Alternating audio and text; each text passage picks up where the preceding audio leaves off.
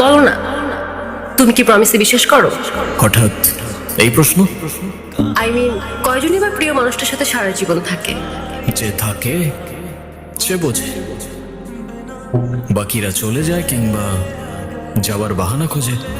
আচ্ছা ধরো আমার বড় একটা অ্যাক্সিডেন্ট হলো, আমি এখনকার মতো থাকলাম না, তখনও কি আমার পাশে থাকবা? কথা দিতে পারি থাকবো, সেটা যে কোনো সিচুয়েশনই আসুক না কেন। তবে যদি বিশ্বাস না করো, সেটা তো ভবিষ্যতই বলে দেবে কে তোমাকে বোঝে আর কে বাহানা খোঁজে।